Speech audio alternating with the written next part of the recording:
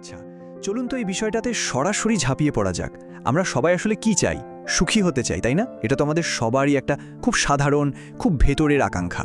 কিন্তু এই যে সারা জীবন ধরে সুখের পেছনে ছোটা, এর আসল চাবিকাঠিটা কোথায় লুকিয়েছে বলুন তো? আর এখানেই চলে আসছে সবচেয়ে বড় প্রশ্নটা। একবার ভালো করে ভেবে দেখুন, একটা ছোট বাচ্চার যখন পেট ভরা থাকে সে কিন্তু দিব্যি খুশি। কিন্তু আমাদের দেখুন, মানে প্রাপ্তবয়স্কদের সব মৌলিক চাহিদা পূরণ হওয়ার পরেও সুখটা যেন সব সময় নাগালের বাইরেই থেকে যায়। কেন এই অদ্ভুত পার্থক্যটা হয়? এই স্লাইডটা দেখলেই না ব্যাপারটা একদম পরিষ্কার হয়ে যায়। একদিকে দেখুন শিশুর অভিজ্ঞতা, তাদের খুব সাধারণ চাহিদাগুলো মিটে গেলেই তারা খুশি, কোনো জটিলতার ব্যাপারই নেই। আর অন্যদিকে আমরা প্রাপ্তবয়স্করা, আমাদেরও চাহিদা মিটছে, কিন্তু সুখের জন্য একটা যেন অনন্ত দৌড় চলছেই।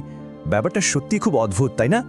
তো এই যে এত বড় একটা ধাঁধা, মানুষ কিন্তু এর সমাধান অনেক দিন ধরেই খুঁজছে। আর ঐতিহাসিকভাবে দেখলে দুটো বড় পথের কথা উঠে আসে।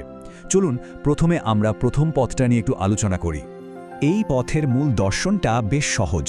বলা হচ্ছে আমাদের সব দুঃখের মূলে আছে আমাদের ইচ্ছা। আর যেহেতু সবকিছুই এক উচ্চতর শক্তি নিয়ন্ত্রণ করছে, তাই আমাদের নিজেদের ইচ্ছার তো কোনো দামই নেই। তাহলে কি করণীয়?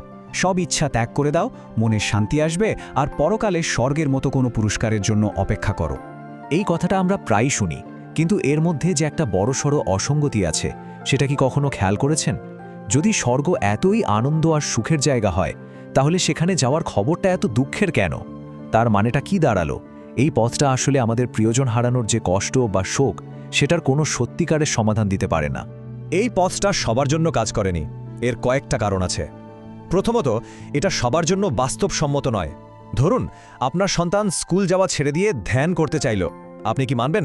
দ্বিতীয়ত, এটা মানুষকে কেমন যেন নিষ্ক্রিয় করে দেয়। যদি সবই ভাগ্য বা কোনো উচ্চতর শক্তি ঠিক করে দেয়, তাহলে আমার আর করার কি আছে? আর সবশেষে এটা এক ধরনের হতাশা তৈরি করে, কারণ জীবনের আসল সুখটাকে পরকালের জন্য ফেলে রাখতে বলা হয়। তাই এটা সার্বজনীন সমাধান হতে পারেনি। বেশ, এবার আসি দ্বিতীয় পথে। এটা কিন্তু প্রথমটার একদম উল্টো। এখানে ইচ্ছাকে ত্যাগ করার কোনো কথাই নেই, বরং বলা হয় প্রত্যেকটা ইচ্ছাকে পূরণ করতে হবে। এই পথের মূল মন্ত্রটা হলো, আপনার যা কিছু চাই, বিজ্ঞান, প্রযুক্তি আর বাজার সব মিলিয়ে তা আপনাকে এনে দেবে। ধরুন গরম লাগছে, এসি আছে, দূরে যেতে চান, গাড়ি, বিমান সবই আছে। আপনাকে শুধু চাইতে হবে, বাকিটা বাজার দেখে নেবে। সোজা কথায়, ভোগেই সুখ।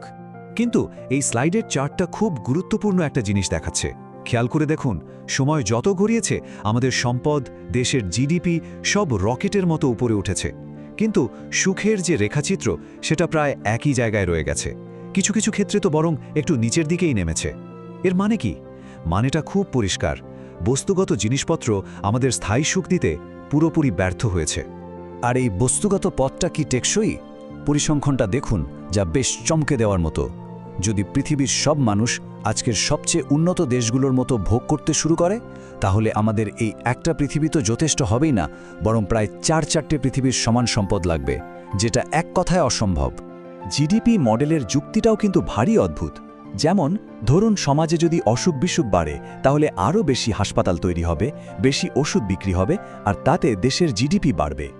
তার মানে অসুস্থতা বা অপরাধ বাড়লে দেশের অর্থনৈতিক উন্নতি হয়? এটা কি আদৌ কোনো আসল উন্নতি? ভেবে দেখার মতো বিষয়। তাহলে আমরা কি দেখলাম? দুটো পথ, দেখতে হয়তো সম্পূর্ণ বিপরীতমুখী, কিন্তু এদের পরিণতিটা কিন্তু একই। কোনোটাই আমাদের সেই কাঙ্ক্ষিত সুখ এনে দিতে পারেনি। দুটোই যেন একটা অচেনা পথের শেষে গিয়ে থেমে গেছে। এই স্লাইডটা দুটো পথের ব্যর্থতাকে খুব সহজভাবে পাশাপাশি দেখাচ্ছে। প্রথমটা মানে ভাববাদ, যা বাস্তবতার থেকে অনেক দূরে, আর দ্বিতীয়টা মানে বস্তুবাদ, যা দীর্ঘমেয়াদে একেবারেই টেকসই নয় এবং আমাদের অতৃপ্তই রেখে দেয়। আর ফলাফল দুটোর ক্ষেত্রেই একই, সার্বজনীন সুখ অধরাই থেকে গেছে। তাহলে কি কোনো উপায় নেই? যদি প্রথম দুটো পথই ভুল প্রমাণিত হয়, তাহলে কি কোনো তৃতীয় পথ থাকতে পারে? চলুন এবার একটা নতুন সম্ভাবনার কথা ভাবা যাক। এই তৃতীয় পথটার মূল ধারণাটিই হল ইচ্ছা তৃপ্তি। এর মানে কিন্তু ইচ্ছাকে দমন করা বা তার পেছনে অন্ধের মতো ছোটা নয়, বরং নিজের আসল প্রয়োজনটা কি সেটাকে ভালোভাবে বোঝা এবং তারপর সেটাকে সঠিকভাবে পূরণ করার চেষ্টা করা। তাহলে পুরো বিষয়টাকেই হয়তো নতুনভাবে ভাবার সময় এসছে। হতে পারে সুখ আসলে কোনো কিছু ছেড়ে দেওয়া বা আরও বেশি করে পাওয়ার মধ্যে নেই, হতে পারে আসল সুখটা লুকিয়ে আছে আমাদের সত্যিকারের প্রয়োজনটা কি সেটা চেনা এবং তার ঠিকঠাকভাবে পূরণ করার পদ্ধতির মধ্যেই। ব্যাপারটা নিয়ে ভাবা যেতেই পারে, তাই না?